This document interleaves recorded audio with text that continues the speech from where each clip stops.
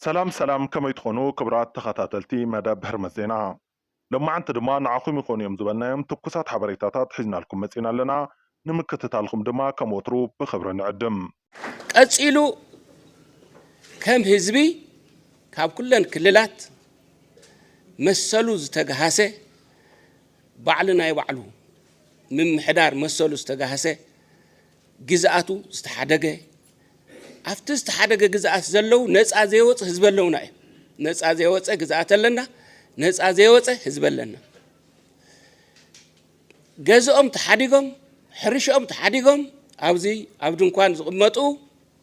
تفانقلت اللونا نام مربتهم كمل سلو جزاتنا نام مربت كمل سلو نص زيوص حزبنا نص كوص اللو إتا سممع سلام بحق منقست مسارات إزي أنا ممصايا بسلام من قدي نقبرها قدمون وقاين فتون أين دلن بسلام من قدي نملسها تقرس جزات يلان هبتين داز نبر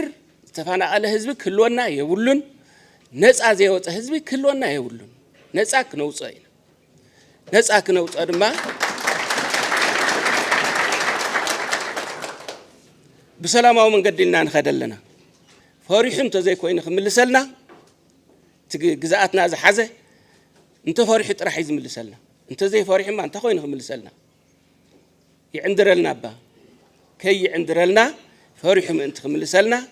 مس حزبنا خوينا تاتو فرح حزبنا يا ساطنا خيرنا هنقصلينا اتي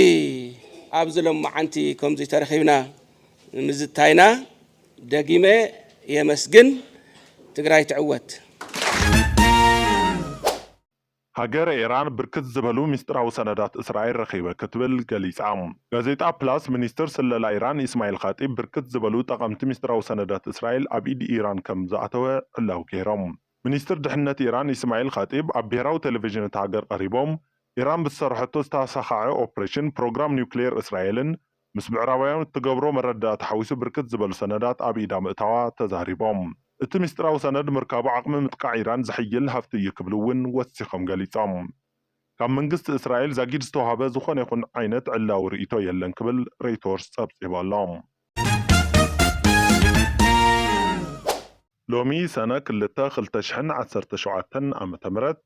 برغادير جنرال جرز جهربينا ويقع ودان طرو مقدماي منستري إثيوبيا صاوعي تغيرلو أبارات كيلو كمزو على تحبيروم أبسراوي تجراي أزازي أرمي حنصاز نبرة حزي أب عفار زركب عطقات أم متحببارن ممرحن زركب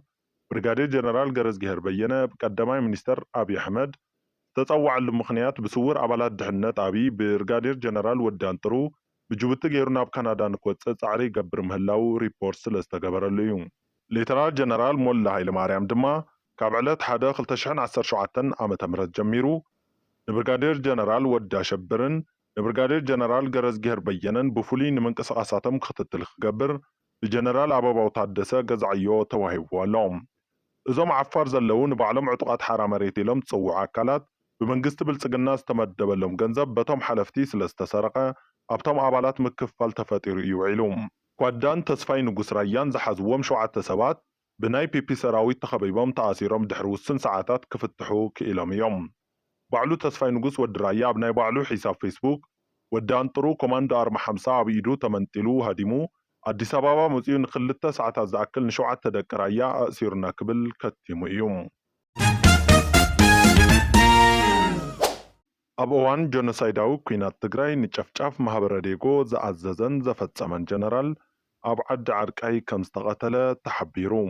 ኣብ እዋን ጆኖሳይዳዊ ጨፍጫፍ ኩናት ትግራይ ዋና ኣዛዚ መበል 25 ክፍለ ሰራዊት ወታደራት አብይ አሕመድ ኮይኑ ንጨፍጫፍ ማህበረ ዴጎ ዝኣዘዘን ዘፈጸመን ሽዑ ብማረግ ሙሉእ ኮሎኔል ድሕሪ ጆኖሳይዳዊ ጨፍጫፍ ማህበረ ዴጎ ድማ ማረግ ተወሲኽዎ ብርጋዴር ጀነራል ተዋሂብዎ ዝነበረ ሰይፉ ኢታፋ 22 ግንቦት 2017 ዓመተ ምህረት ኣብ ከባቢታት ዓዲ ዓርቃይ ምስ ፋኖ ኣብ ዝተገበረ ውግእ ከም ዝተቐተለ ተሓቢሩ ጉጅለ ቀረፃ ቲቢኤስ ቴሌቪዥን ድሕሪ ብዙሕ ፃዕሪ ከም ዝተፈትሑ ተሓቢሩ 29 ግንቦት 2017 ዓመተ ምህረት ኣብ ከተማ ኣክሱም ተኣሲሮም ዝነበሩ ኣባላት ጉጅለ ቀረጻ ቲቢኤስ ቴሌቪዥን ሎሚ ኣጋምሸት ከም ዝተፈትሑ ተገሊጹ። ቲቢኤስ ቴሌቪዥን በብኸባቢኡ ዝርከቡ ማህበረ ቁጠባዊ ጉዳያት ንምድህሳስን ድምፂ ንምዃንን በብኸባቢኦም ዝርከቡ ናይ ፕሮዳክሽን ትካላት ሓቢሩ ይሰርሕ። በዚ መሰረት ድማ ኣብ ከተማ ኣክሱም ማህበረ ንግዲ ብተረጋጋምን ዝቐረበልና ናይ ድምፂ ኩኑና ሕቶ መሰረት ጌርና ዝለኣኽናዮም ኣባላት ቀረጻ ንዝሓለፉ 3 መዓልትታት ተኣሲሮም ምጽንሖም ዝፍለጥ እዩ። ቲቢኤስ ቲቪ ማእሰርቲ እዞም ልኡኻት ማእሰርቲ ድምፂ ሓፋሽ እዩ ብዝብል ብትረት እናተቃወመ ዝመፀ ኮይኑ ንማሕበር ጋዜጠኛታት ትግራይ ሓዊሱ ዝተፈላለዩ ኣካላት ነዚ ተግባር ክኹንንዎ ጸኒሖም እዮም። ነዚ ጉዳይ ክሪኢ ዝጸንሐ ኣካል ጸጥታ እታ ከተማ ሎሚ 2 ሰነ 2017 ዓ.ም ዝተገበረ ምጽራይ ኣባላት ቀረጻና ነፃ ተባሂሎም ተለቂቖም ኣለዉ ክብል ቲቢኤስ ቴሌቪዥን ጸብጺቡ። ሕላዊ መግለጺ ሳልሳይ ወያነ ትግራይ ስቃይ ተፈናቀልቲ ንኸብቅዕ ዓሊሙ ብዘይ ፖለቲካዊ ኣፈላላይ ኣብ ዝግበር ቃልሲ ሳልሳይ ወያነ ትግራይ ሕቶ ብሄራዊ ህልውና ከም ዝኾነ ብምእማን ዋና ዛዕባ ቃልሱ እናገበረ መምጽኡ ዝፍለጥ እዩ። ኣብዚ እዋን ልዕሊ ዛዕባ ምልሰት ግዝኣትናን ተፈናቀልትናን ዝረአ ጉዳይ ክህሉ ከም ዘይግባእ ዝኣምን ሳልሳይ ወያነ ትግራይ ሕዚ እውን እዚ ዛዕባ ሕድሕድ ትግራዊ ምግባር ምርብራቡ ከም ዝቕጽልን ኣብ ልዕሊ ዝምልከቶም ናይ ውሽጥን ናይ ደገን ኣካላት ጸቕጢ ምግባሩ ከም ዝቕጽልን ክፍለጥ ይደሊ። ግዝኣት ትግራይ ከይምለስን ተፈናቀልትና ተደርብዮም ክተርፉን ዝገብር መንገዲ መንግስቲ ፌደራል ሕዚ እውን ቀጺሉ ይርከብ። ሰበስልጣን ሕወሓት ብወገኖም ተፈናቀልትና ብቕልጡፍ ናብ መረበቶም ከይምለሱ ናይ ባዕሎም ኣልታዊ ግደ እናተጻወቱ ዝነበሩን ዘለውን ምዃኖም ይፍለጥ። ኣብዚ ጉዳይ ዘሎ ቃልሲ ንክጎትምን ዝተወደበ ጸቕጢ ናይ ምፍጣር ዓቕሚ ተጋሩ ክበታተንን ካብ ምግባሩ ብተወሳኺ ሕቶ ግዝኣትናን ተፈናቀልቲን ንጉጅላዊ ዕላምኡ ጅሆ ክገብር ጸኒሑ እዩ። ተፈናቀልትና ሓምሻይ ክረምቶም ኣብ መከራ ሕማምን ሞትን ኣብ ምሕላፍ ክናገፉ ከምኡ ድማ ግዝኣታዊ ሓድነት ትግራይ ብቕልጡፍ ክረጋገጽ ግድን ከም ዝብለና ዝኣምን ሳልሳይ ወያነ ትግራይ እዚ ጉዳይ መዕለብ ክረክብ ካብ ትዕጽኖ ፌደራል መንግስትን ሰብ ሕወሓትን ነፃ ዝኾነ ብሄራዊ ቃልሲ ከም ዘድሊ ኩሉ ተገንዚቡ ክረባረብ ይጽውዕ።